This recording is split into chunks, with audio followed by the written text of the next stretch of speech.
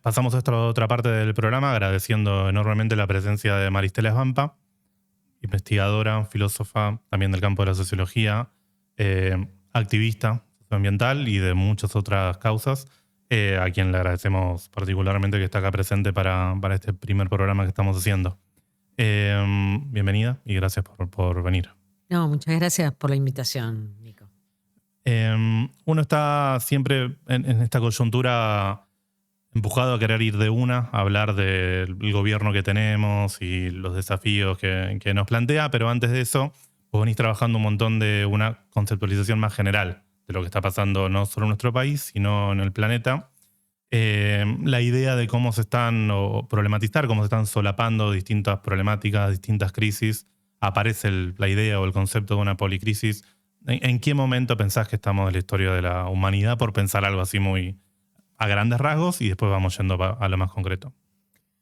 Bueno, tiene que ser leído, digamos, en términos más históricos, pero sin duda en los últimos tiempos, desde la pandemia a esta parte, pasamos de una crisis extraordinaria a una policrisis civilizatoria, que implica la acentuación de diferentes crisis, la aceleración del cambio climático, el incremento de las desigualdades sociales, la expansión de las extremas derechas, la erosión de los valores de la democracia, el incremento de conflictos bélicos que inclusive abren la posibilidad de un enfrentamiento o confrontación nuclear, la aparición de nuevas pandemias también, la crisis energética. Bueno, hablar de policrisis implica no hablar de una sucesión o un agregado de crisis, sino precisamente acentuar el hecho de que estas se encadenan, se cabalgan y que en un marco, digamos, en una escalada de las mismas puede insertarnos en un horizonte de mucha incertidumbre, ¿no?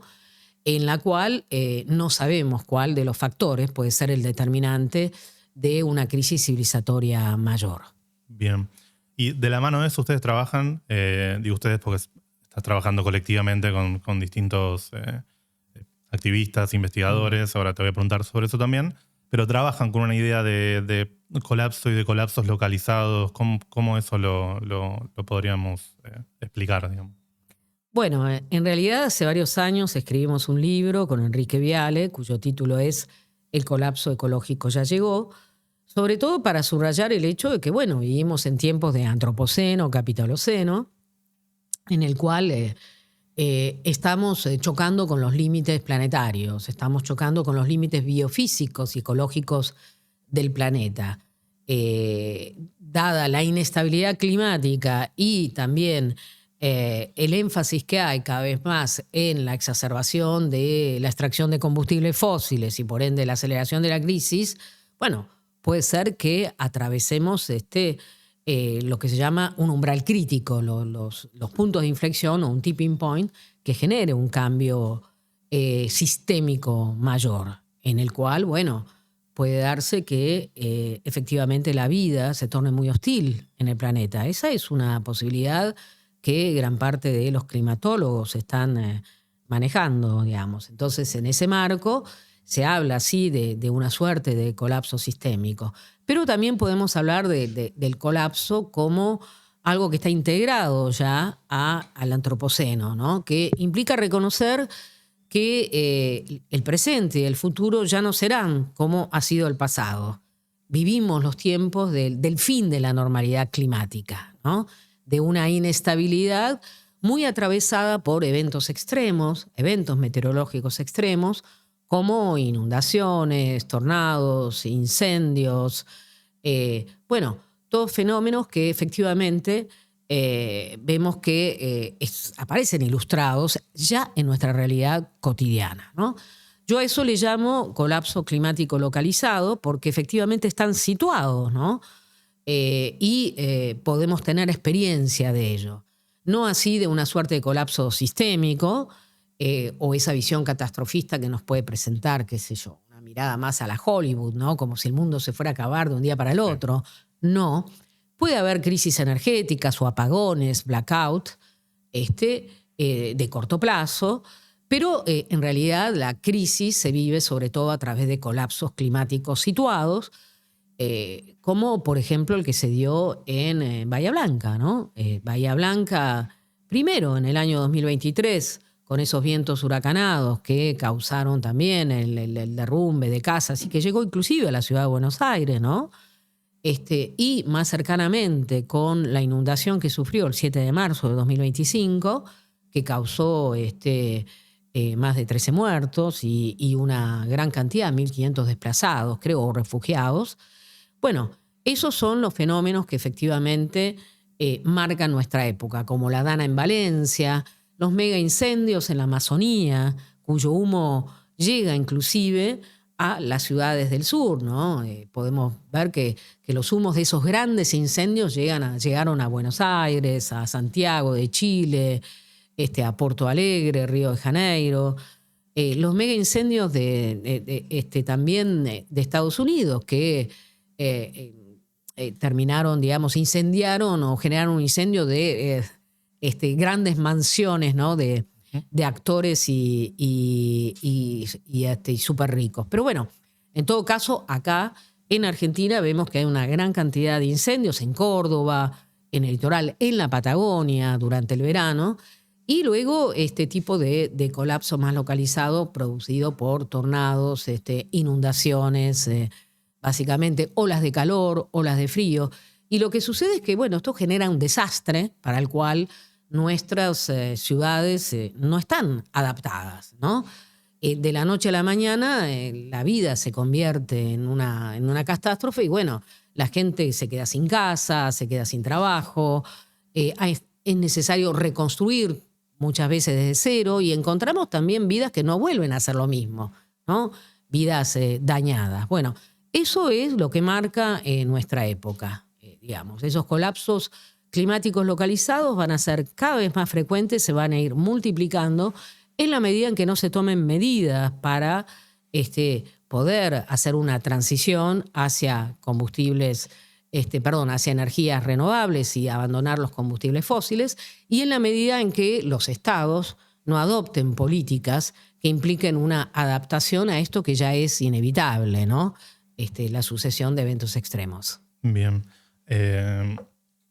Entendiendo mejor el panorama, entre los aspectos de estas crisis que se cabalgan, que se solapan, mencionaste entre esos la aparición de una ultraderecha o la puesta en cuestionamiento de valores democráticos o instituciones democráticos como algo que hoy en día es un fenómeno global. Sí. ¿Cómo lo están pensando también esto? Bueno, en realidad la extrema derecha se ha convertido en una suerte de alternativa de poder global. Se ha venido consolidando en los últimos años. No solo en Europa, en donde la Unión Europea tiene una representación de diferentes partidos de extrema derecha, más de 21 partidos de extrema derecha están representados en el Parlamento.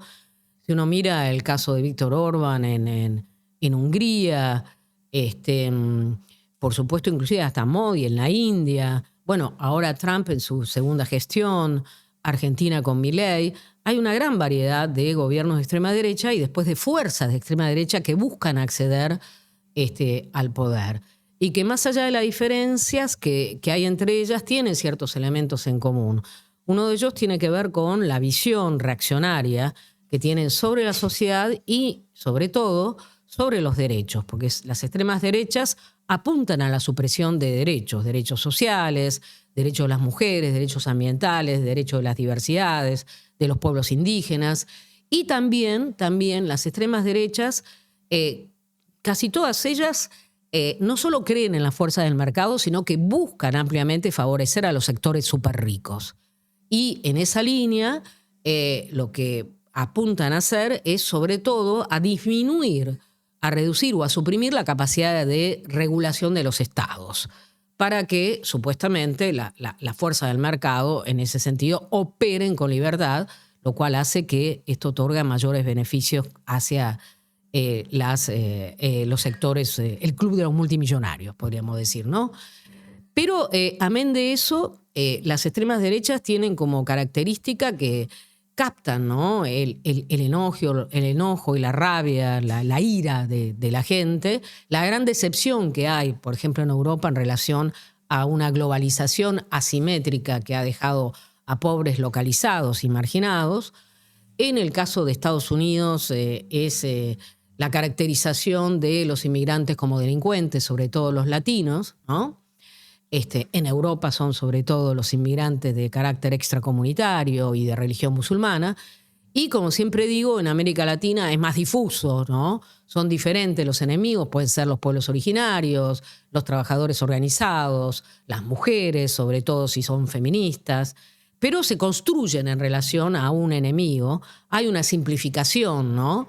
En la nueva configuración política acerca de quién es el culpable, responsable de la pérdida de bienestar de ciertos sectores sociales. Porque en esa visión reaccionaria que promueven las derechas, lo que postulan es la idea de que la nación está amenazada y que en realidad ha perdido, ¿no?, ese aura o ese bienestar que tenía en el pasado, ¿no? De ahí el lema de Trump y de Estados Unidos, Make Great America Again, haz de nuevo grande América, que retoma inclusive Milei. Hay una captura entonces de emociones, ¿no? de emociones negativas por parte de sectores de la población que han sido marginados, que se agravó luego de la pandemia, ¿no? Por ejemplo, acá en Argentina se habló mucho, se hizo mucho la crítica a la llamada cuarentena eterna, ¿no?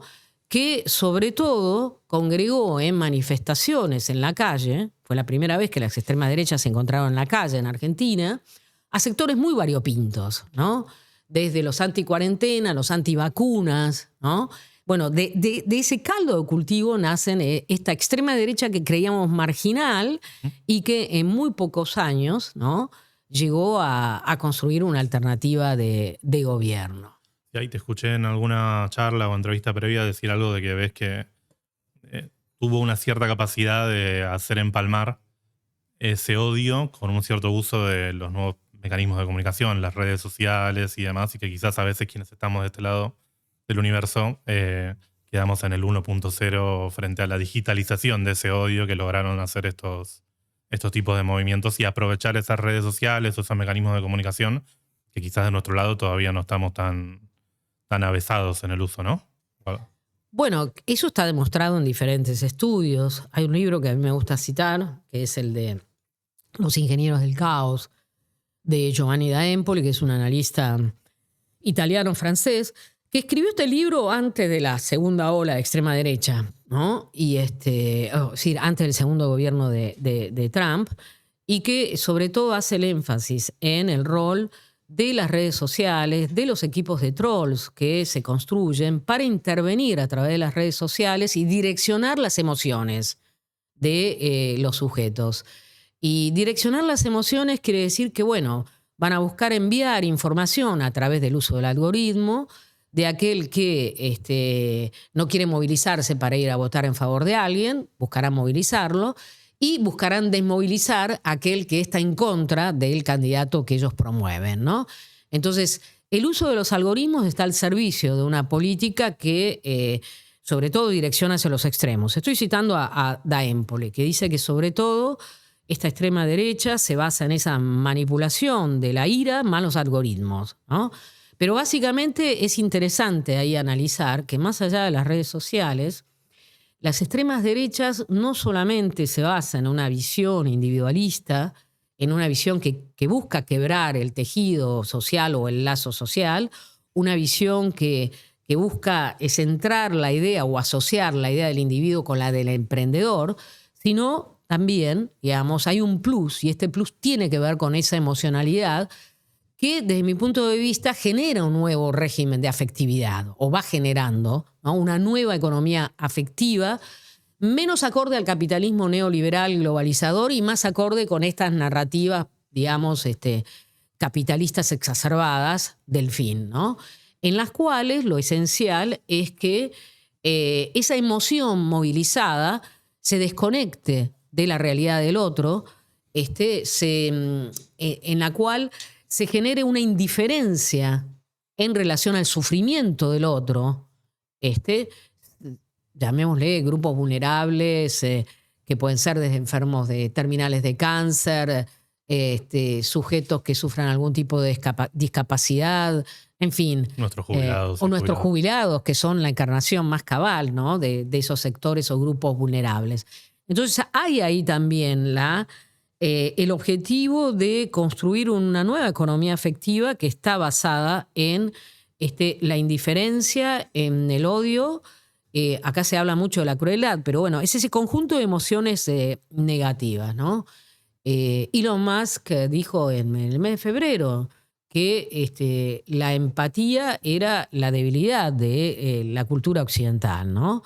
Bueno, yo creo que eso es un elemento fundamental, ¿no?, que une a los nuevos ricos con las extremas derechas, ¿no? La falta de empatía social y ambiental es como la base de una nueva economía afectiva. Que eso también es un puente que podemos tender con el fascismo de los años 30. Porque hay elementos fascistas en la extrema derecha. A mí no me gusta hablar de fascismo porque hablar de fascismo implica ocultar los elementos novedosos que hay, pero sin duda hay elementos fascistas presentes en estas extremas derechas o derechas radicales. Claro. Para sumarle otro componente a caracterizar estos movimientos, en su momento el libro, que ya tiene un par de años, de Pablo Stefanoni, de La rebeldía se volvió de derecha, tenía un capítulo dedicado y abría una hipótesis él de la ultraderecha moviéndose para el lado de un ecofascismo o una ultraderecha que abrazara de su manera nacionalista, racista, xenófoba, pero una especie su respuesta ante la crisis ambiental. En los últimos años, medio que las expresiones de ultraderecha fueron al lugar más clásico de ser voceros directamente de las petroleras, ¿no? Si uno ve lo que es Milei y, bueno, Trump, ni que hablar. Pero el negacionismo climático vuelve a ganar un protagonismo en el discurso público en los últimos años muy, muy importante, también de la mano de estas expresiones. Bueno, ahí hay que decir dos cosas. Que efectivamente no te pasé el mate, el negacionismo climático es un elemento predominante de las extremas derechas. Hay una promoción salvaje del extractivismo, sobre todo el extractivismo petrolero. La frase de drill, baby drill de Trump es emblemática. Lo vemos también en Milei con la promoción del extractivismo a gran escala de la mano del RIGI, el régimen de incentivos de las grandes inversiones. Básicamente la extrema derecha históricamente ha dicho que el cambio climático no existe, o bien lo que dice es que si existe, ha existido siempre, ¿no? Y que en todo caso no tiene que ver con las actividades humanas, es decir, no tiene que ver con la economía, es decir, no tiene que ver con el capitalismo. Lo que hay es un intento de desresponsabilizar inclusive a las economías más poderosas y a las corporaciones, aun cuando se reconoce que hay, en los casos que se reconoce que hay cambio climático, ¿no? Y lo que uno observa es que en términos de políticas, eso ya había sucedido durante el gobierno de Trump en 2017, claramente este negacionismo climático se expresa a través, por un lado, de toda la eliminación de las políticas de protección ambiental y, por otro lado, en la promoción de los combustibles fósiles y, podríamos decir, la relegación o la poca importancia que se le da a las energías renovables, ¿no? Esto es algo que también se expresa con claridad en Milei. Ahora bien, también existe un ecofascismo. Y es bueno decirlo porque a veces la gente tiende a pensar que la ecología está relacionada solamente con las izquierdas o con un pensamiento emancipatorio, ¿no? Pero fíjate vos que históricamente el nazismo tuvo elementos ecologistas, ¿no? Desde Hitler, que era vegetariano, Himmler, que era animalista. Hubo una propuesta de huertas orgánicas, de agricultura orgánica, con mano de obra esclava, por supuesto. Así que había una idea que tenía que ver con el hecho de que es necesario defender la tierra el ambiente, ¿no? Asociado a quienes son el pueblo genuino que lo defiende en contra de los extranjeros, en contra de las amenazas que acechan sobre ella. Entonces, en esa línea, el ecofascismo lo que expresa es que en realidad hay una crisis ambiental, pero esa crisis ambiental no es responsable la burguesía nacional, porque estas son propuestas nacionalistas, no lo olvidemos. Todas las extremas derechas critican el globalismo, están en contra de instituciones de gobernanza global. Entonces, si hay crisis ambiental, son los estados nacionales los que tienen que hacerse cargo, pero no son los responsables. Y en esa línea lo que suele decirse es que en Europa, por ejemplo, los extranjeros, los inmigrantes, son vistos como vándalos ambientales, claro, que amenazan, ¿no? En esa relación que hay entre tierra, sangre y pueblo, en esa línea, que amenazan a los habitantes originarios, podría decir. Esa línea fue desarrollada sobre todo por los franceses con Marine Le Pen. Con Marine Le Pen fue la primera, que desde el año 2000 ya fue como hilvanando una línea más o menos ambiental para cooptar o capturar a jóvenes que estaban preocupados por la temática. Y después también hay partidos en Inglaterra y otros más que señalan la idea del arraigo, ¿no? Y que sobre todo proponen lo que se llama el eco-border y la ecofrontera, es decir, que buscan expulsar y cerrar las fronteras para poder proteger el ambiente. Fíjate a dónde hemos llegado. Y además ha habido atentados terroristas, si digo bien, uno me parece que fue en Nueva Zelanda y el otro en Estados Unidos, en donde aquellos que atentaron contra inmigrantes lo hicieron en nombre de una ideología ecofascista, sobre todo esto promoviendo o apuntando al cierre de fronteras. Claro. Bueno, se suman toda una serie de desafíos ante estos fenómenos políticos nuevos. Nuestro país lamentablemente no escapa a la tendencia con el gobierno de Milei. Antes de pasar a también charlar de lo que están discutiendo del equipo de transiciones y demás, pero antes de pasar a eso, a una parte más propositiva, está pasando todo esto, lo caracterizamos, ascendió, se valió, se utilizó estos ciertos elementos de subjetividades, de descontento y demás. ¿Por dónde crees que se planta una resistencia a eso? ¿Por dónde crees que se articula algo frente a esos fenómenos que están emergiendo en todo el mundo? Sí, es difícil porque por momentos uno siente que esa oleada es casi irresistible. Estamos ante un cambio de época que anuncia un cambio de régimen, que amenaza la democracia. Cuando decimos que amenaza la democracia es que busca instalar gobiernos autocráticos que no reconocen a los otros poderes, ¿no? Y democracias iliberales que no respetan el pluralismo, ¿no? Entonces, básicamente se convierten en dictaduras. Ese es el gran peligro que vemos hoy. Con lo cual, claramente las resistencias tienen que articularse en torno a la defensa de la pluralidad, ¿no? La pluralidad de ideas y el respeto a la división de poderes. De ahí en más es necesario también, creo yo, ¿no?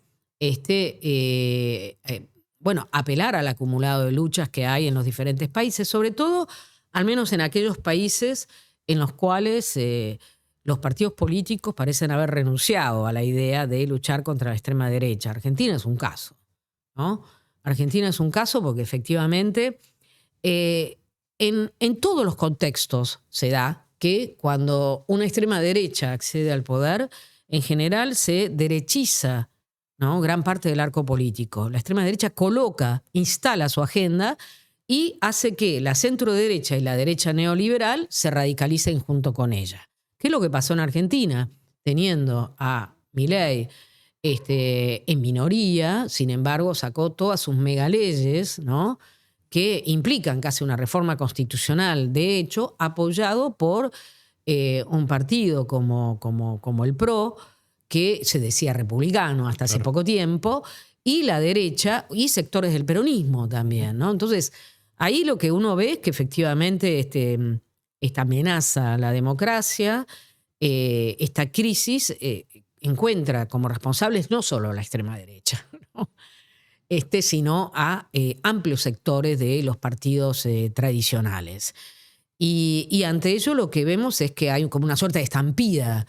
Pareciera que los partidos políticos no quieren asumir una voz crítica, una voz disidente ante esa oleada, ¿no? que aparece, como digo, irresistible de la extrema derecha con este cambio de época, porque hasta hace poco tiempo defendíamos derechos en Argentina hasta el 10 de diciembre. Yo te diría hasta después de que el momento crucial, el momento de inflexión fue cuando Milei gana las primarias, ¿no? En agosto de 2023. De un día para el otro pasamos a una nueva configuración política en la cual los derechos que hasta ese momento defendíamos y que considerábamos como parte de los consensos básicos de la sociedad argentina estallaron y pasamos a, digamos, a vivir en otro escenario político que yo llamo más de configuración o polarización asimétrica o reforzada, porque efectivamente no es que los dos polos tengan el mismo nivel, sino que un polo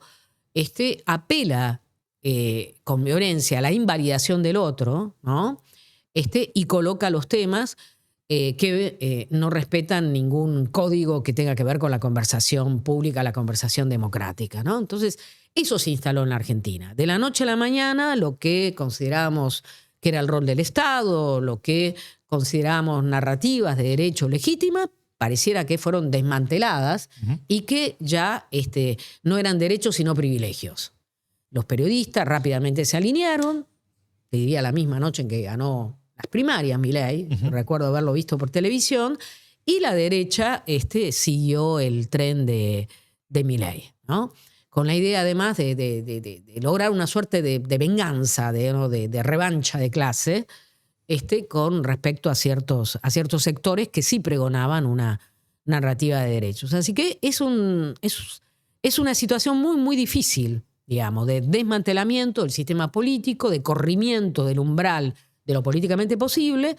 Y por otro lado, lo que encontramos es, en un país como la Argentina, fuerzas sociales, muy potentes, muy poderosas. La Argentina es el resultado de esos trastocamientos o esos movimientos, las placas tectónicas, ¿no?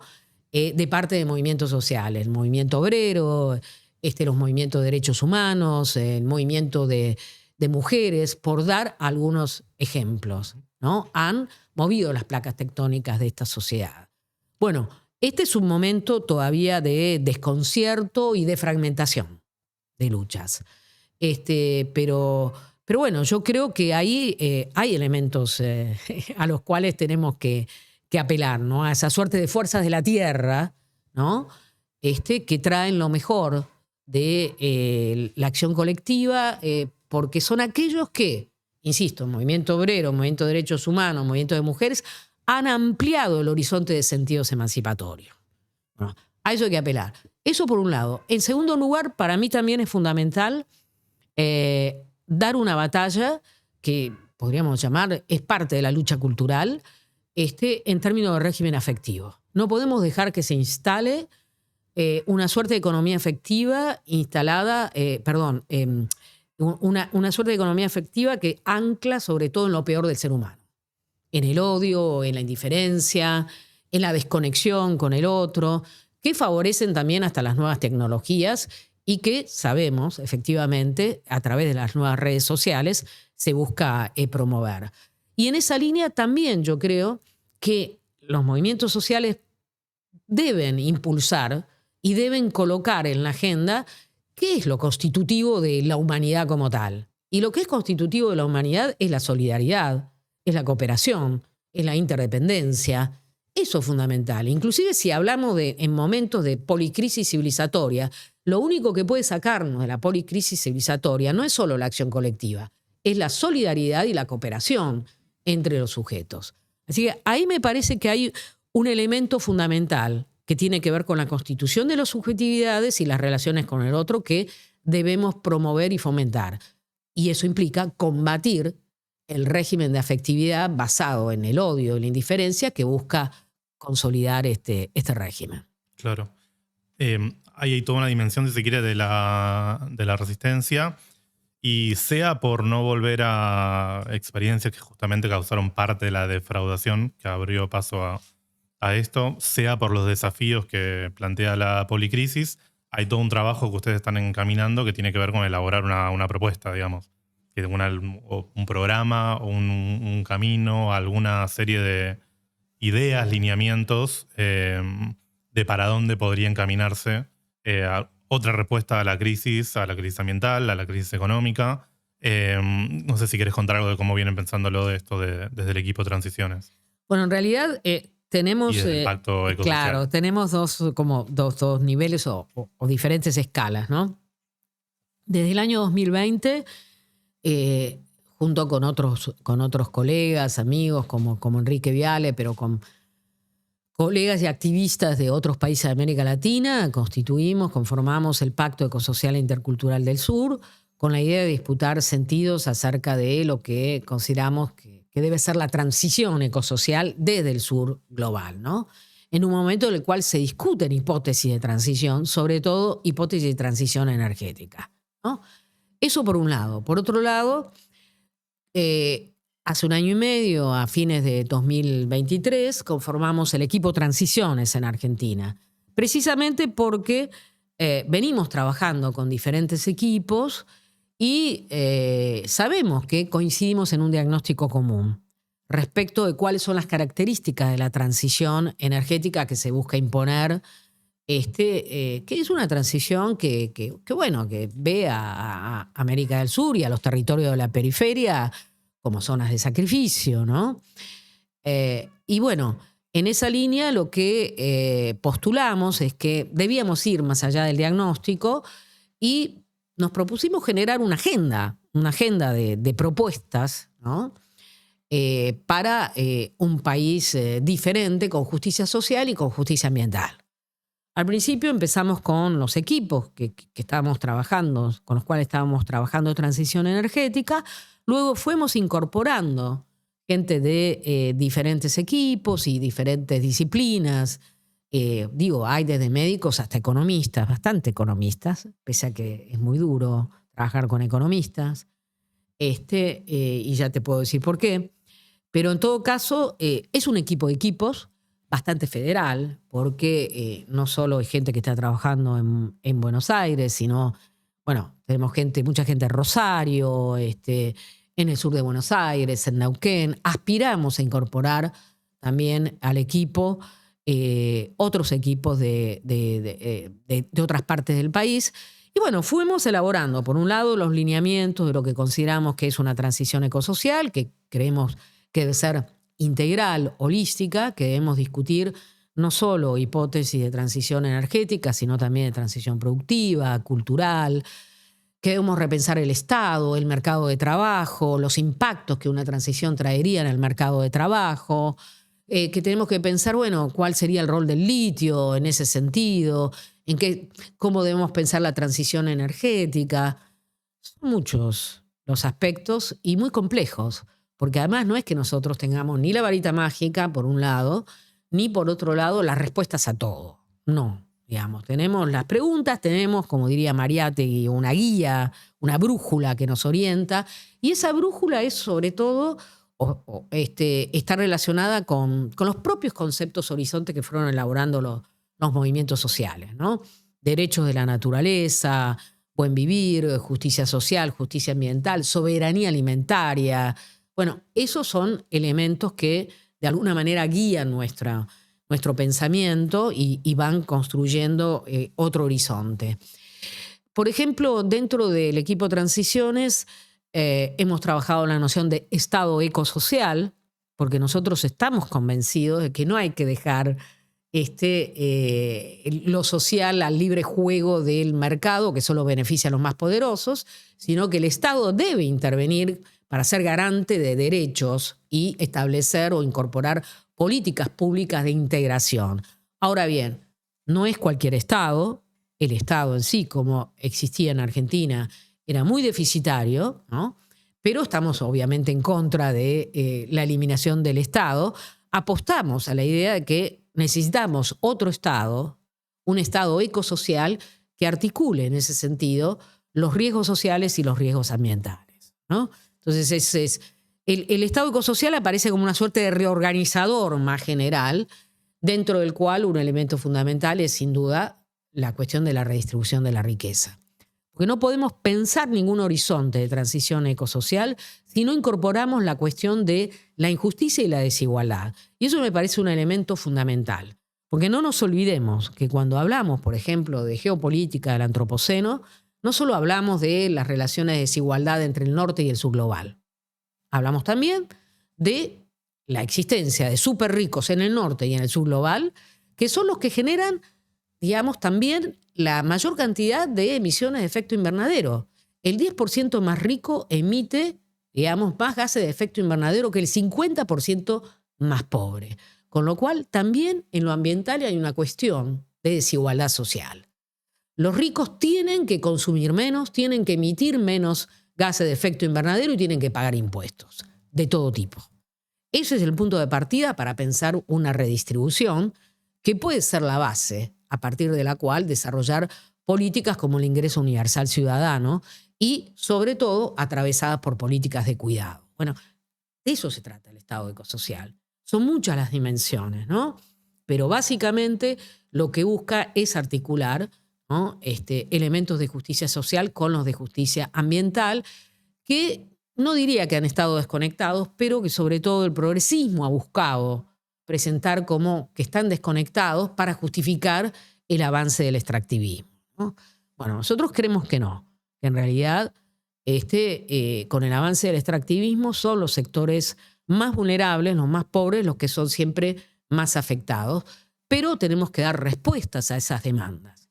Cierro con esto. Para mí no hay ninguna posibilidad de pensar la transición ecosocial si no incorporamos a esos millones y millones de pobres que hay en la Argentina, si no incorporamos, por ejemplo, el conurbano bonaerense y los diferentes conurbanos que hay en el país, ¿no? Entonces, si no hay una visión de integración social, no hay posibilidad de discusión. De la mano de esto, el año pasado, cuando lanzaron o tomamos conocimiento de lo del equipo de transiciones y lo que estaban trabajando, una de las cosas que nos llamó mucho la atención y que nos gustó es que tenían también una preocupación por, recién planteadas como una separación artificial, ¿no?, entre, si se quiere, derechos sociales, económicos y la cuestión ambiental, que desde ciertos progresismos se militó ese hiato entre una cosa y la otra. Y ustedes, cuando lanzan esto y este debate, una preocupación por ir a lugares a los que quizás el movimiento socioambiental no va tan seguido, tipo ir al movimiento obrero, a los sindicatos. ¿Cómo les fue en esa experiencia de extender el debate en este último periodo con estos puntos? Cuando van a los lugares de resistencia más inmediata y les dicen, además de pelear por el salario, además de defender las jubilaciones, hay que discutir todo esto. ¿Cómo viene haciendo ese ida y vuelta? Bueno, hay una tendencia equivocada a pensar que las propuestas de transición son solo propuestas verdes. En realidad son más integrales y es en esa línea por la cual nosotros promovemos un diálogo con diferentes organizaciones sociales, sobre todo además para salir del gueto de la endogamia, ¿no?, de los propios movimientos socioambientales y abrirse al diálogo con organizaciones del movimiento obrero, con organizaciones territoriales que tienen también más necesidades inmediatas. Bueno, todo eso implica un enorme desafío también, ¿no?, porque los lenguajes son diferentes, ¿no? Y en general hay una tendencia a pensar no solo que las propuestas son solo verdes, sino que eso es secundario. Cuando lo estamos viendo ahora con los colapsos climáticos localizados, que eso no tiene nada de secundario, porque los impactos que tiene sobre los sectores más vulnerables son enormes, ni que hablar de la cantidad de refugiados climáticos que va a haber en los próximos años. Así que el nuestro es un gran desafío porque no es una propuesta cerrada tampoco. Es una propuesta que nosotros presentamos para invitar al diálogo con otros sectores sociales, ¿no? Sobre todo, insisto, con sindicatos que en general han sido muy reacios a esta conversación, ni que hablar con los sindicatos vinculados, por ejemplo, a combustibles fósiles, que en ese sentido tienen miedo de perder su fuente de trabajo, cuando en realidad, si uno piensa en un horizonte, en un escenario de transición, en general lo que va a suceder es que se van a incrementar sobre todo la cantidad de trabajo intensivo, ¿no?, que implique poner el cuerpo sobre todo, porque habría muchos trabajos muy ligados a la supervivencia, muy ligados a la adaptación, trabajos de cuidado, trabajo ligado a la salud, bueno, trabajos ligados al transporte, mucho de todo eso. Entonces, bueno, nuestra conversación implica abrir esas dimensiones, ¿no? Digamos, conversar con los sindicatos acerca de esas dimensiones, para que no crean que la transición o lo que trae la transición ecosocial es todo negativo, es todo destrucción de puestos de trabajo. Por el contrario, ¿no? Creo que abre un horizonte de creación de nuevos empleos. Algunos son muy duros, ¿no? Yo comentaba hace poco acerca de cómo se ha multiplicado la cantidad de brigadistas forestales en el país y en general, al menos en toda América Latina. No hablo de los bomberos privados que contratan en Los Ángeles. Claro. Hablo de las brigadistas, los y las brigadistas comunitarias que hay en Colombia, que hay en Argentina, ¿no? Que se orientan precisamente a desarrollar también una concepción más integral de lo que significa combatir los incendios, ¿no? Pongo el ejemplo de Las Fuegas, que es una colectiva de mujeres brigadistas forestales de Córdoba, que están en las Sierras Chicas y participan de diferentes brigadas y han formado un colectivo, ¿no? Por sobre estas, que tiene ese nombre, en el cual, bueno, han ido elaborando un protocolo de intervención diferente, más ligado a la práctica de cuidados, ¿no? Que han colocado en el centro la necesidad de asistir a las poblaciones posincendio, ¿no? Bueno, surgen como entonces nuevas capacidades y nuevos oficios. ¿Cómo hacemos, por ejemplo, para recuperar aquellos territorios degradados por, podríamos decir, por la extracción de fósiles o por la minería? Bueno, necesitamos también nuevos oficios para ir recuperando y reparando aquello que ha sido dañado, ¿no? Bueno, yo creo que es un gran desafío pensar en los nuevos oficios y luego tenemos una gran cantidad de oficios muy ligados a los cuidados, ahí sí, que tienen que ver con políticas de adaptación al cambio climático, desde infraestructura hasta la salud, porque efectivamente eso requiere una intervención inclusive interdisciplinaria en los territorios. Fíjate vos que 3 días antes de la inundación en Bahía Blanca, el gobierno de Milei descabezó la Dirección Nacional de Emergencias, dejó en disponibilidad a 485 empleados y esa Dirección Nacional de Emergencias era también pluridisciplinar e intervenía en los territorios, ¿no?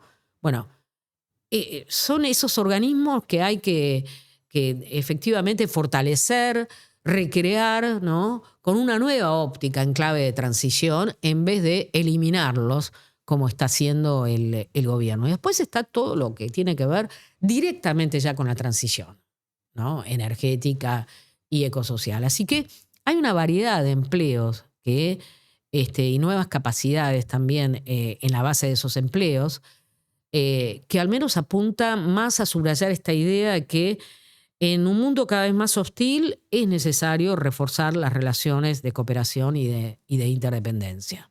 Después de todo, la civilización es producto de ello. No es producto de la competencia, sino de la cooperación. Bien, te paso esto que nos había servido hace un rato.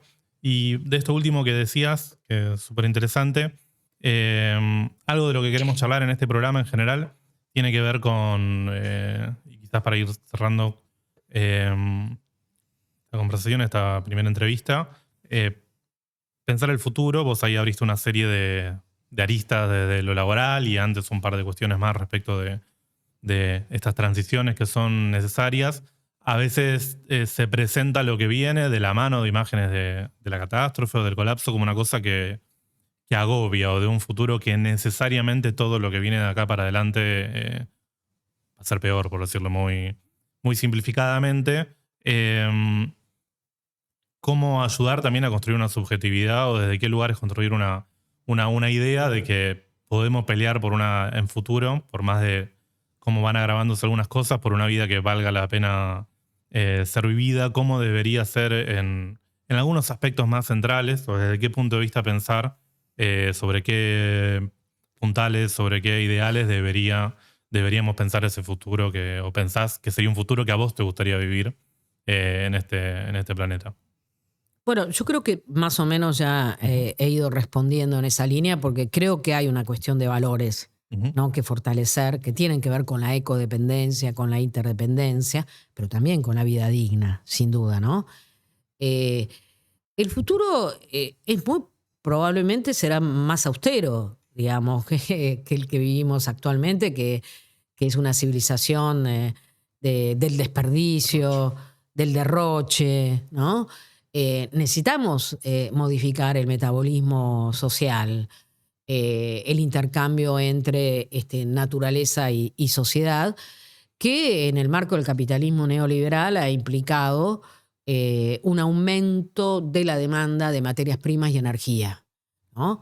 En esa línea muy probablemente los ricos tengan que consumir menos, ¿no?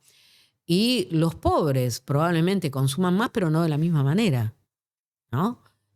Porque efectivamente eso que desde el sur global algunos llamaban el derecho al desarrollo, ya no existe más, no es más posible, no es viable.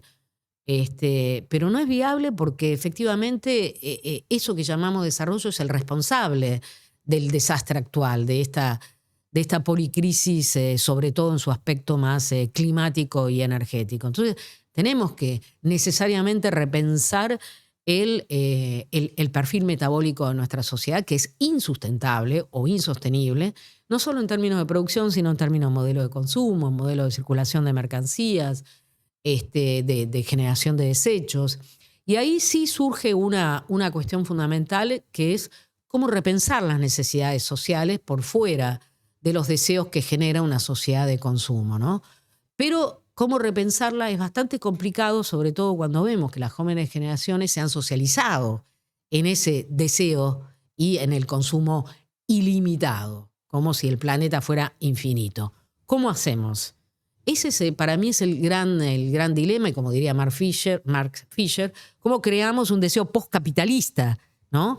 Que haga deseable esa sociedad. Yo creo que ahí tenemos como el gran desafío, eh, para el cual no tenemos respuestas ciertas. Creo que hay que ir caminando e ir construyendo, pero de la mano de una narrativa no negativa o que apele a la cultura de la resignación, sino una narrativa que apele a la noción de la protección de lo colectivo, ¿no?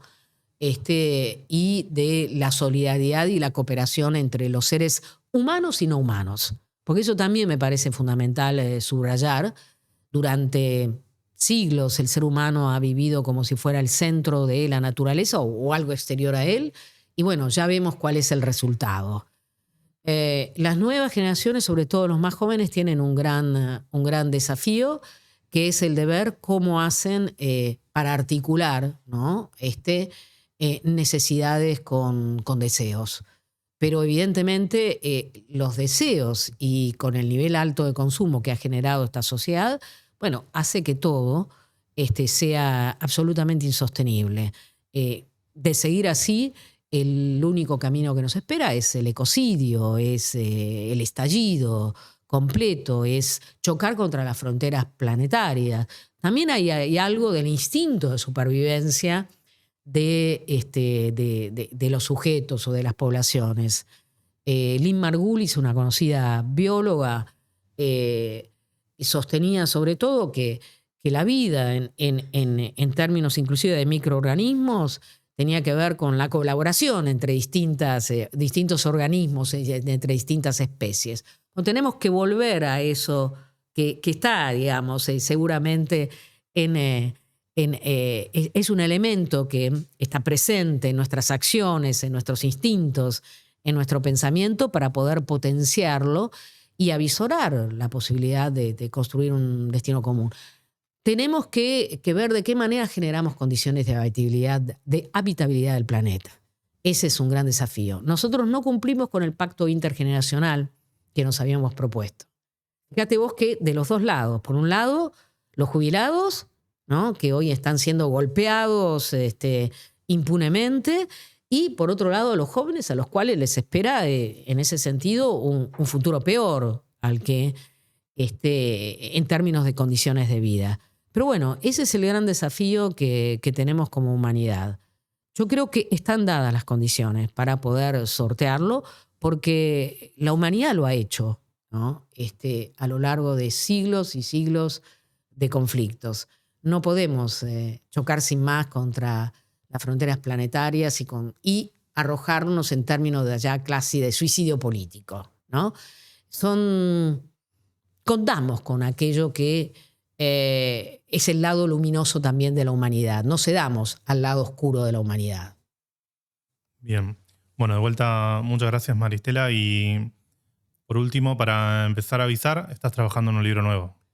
Bueno, todas las cosas que vengo diciendo tienen que ver con ese libro, que se llama Policrisis, no podía ser de otro modo, y en el cual sobre todo analizo, por un lado, la crisis climática y energética, por otro lado, la expansión de las extremas derechas en términos más generales y en términos específicos vinculados al gobierno de Milei, y por último, la crisis de los imaginarios políticos, ¿no? Porque hay que apelar a una imaginación radical. Creo que hemos perdido eso también, inclusive de las propias izquierdas, ¿no? La izquierda no solo debe ser tentacular en el sentido de que debe articular desde los feminismos, las diversidades, el ambientalismo, el clasismo, sino que sobre todo debe generar esa suerte de liberación cognitiva que implica establecer la convicción de que con la acción colectiva es posible transformar la sociedad positivamente, ¿no? Ese proceso de liberación cognitiva es una invitación a la imaginación democrática radical. Bien. Con esta invitación cerramos la entrevista. De vuelta, muchas gracias, Maristela. Bueno, gracias a ustedes.